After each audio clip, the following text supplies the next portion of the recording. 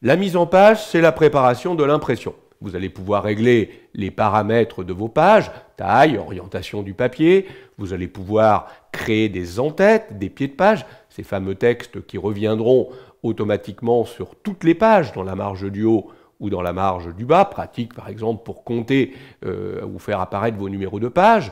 Vous allez pouvoir insérer des sauts de page, faire des coupures de page là où vous le souhaitez, et vous allez pouvoir contrôler que tout cela est correct grâce à l'aperçu avant impression. C'est toutes ces opérations qu'on appelle mise en page.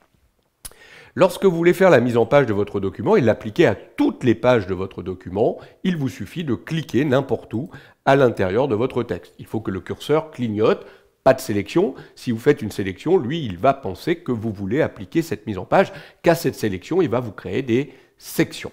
Donc si vous voulez que toutes les pages soient traitées de la même façon, vous cliquez n'importe où dans le document. Et vous allez utiliser dans ces cas-là l'onglet Mise en page qui se trouve là-haut dans votre ruban. Regardez, l'onglet Mise en page contient un premier groupe là-haut, Mise en page, qui contient toutes les commandes de mise en page. Marge, orientation, taille du papier, mise en colonne, insertion de saut de page et des choses moins importantes comme numérotation de ligne ou la coupure de mots.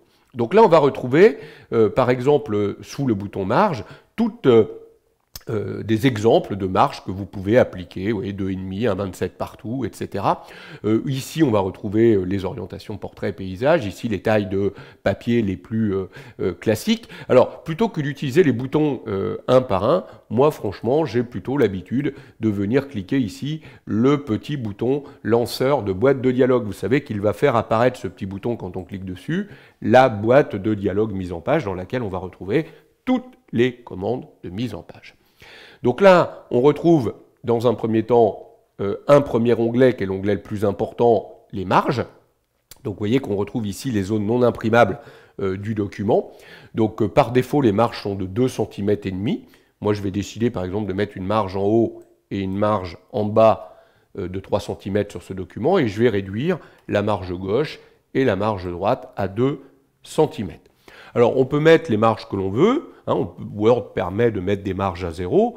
N'oubliez pas que votre imprimante et sa technologie peut vous obliger certaines limites. Il y a des imprimantes qui demandent un minimum de 0,50 de marge, d'autres 1,25 cm. Donc, il faut que vous connaissiez un petit peu votre imprimante pour savoir ce qu'il sera possible de faire. Il est possible d'ajouter une marge de reliure supplémentaire, très important si vous voulez faire relier votre document. On va laisser une marge supplémentaire. Alors vous allez me dire, pourquoi je n'augmente pas la marge gauche? Si je sais que je vais relier mon document à gauche, je prévois une marge gauche plus importante. Oui, mais attention, Word vous permet d'imprimer en recto verso. Et là, vous l'avez bien compris, si vous faites une reliure, les pages impaires, la reliure va être à gauche. Par contre, sur les pages paires, la reliure, elle va être à droite. Donc attention.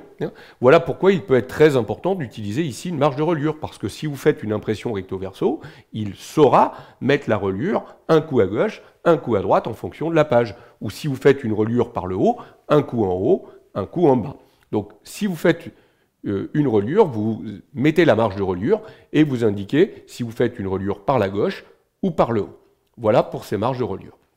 Vous pouvez également mettre une orientation en portrait ou en paysage. Ici, on va rester en portrait sur le document. Et vous voyez que par défaut, ce que vous êtes en train de faire ici s'applique bien à l'ensemble du document, donc toutes les pages du document.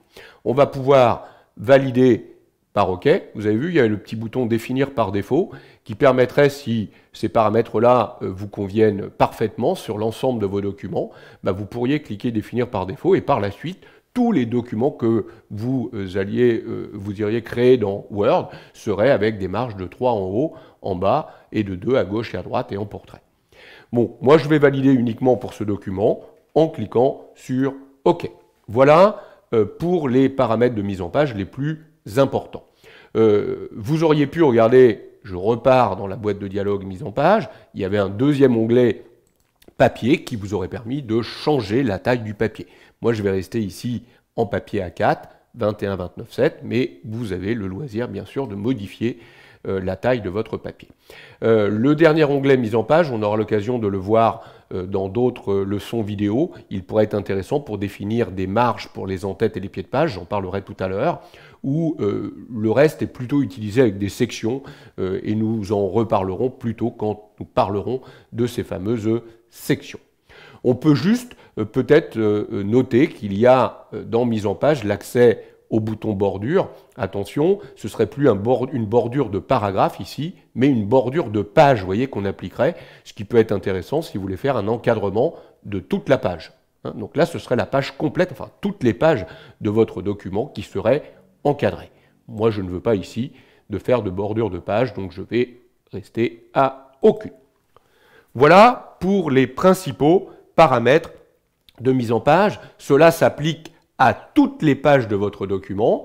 Si vous souhaitez que vos paramètres de mise en page ne soient pas les mêmes d'une page à l'autre du document, là vous devrez impérativement travailler avec des sections. Donc si cela vous intéresse, je vous renvoie aux leçons vidéo qui traitent du sujet des sections et des mises en page multiples appliquées à un même document.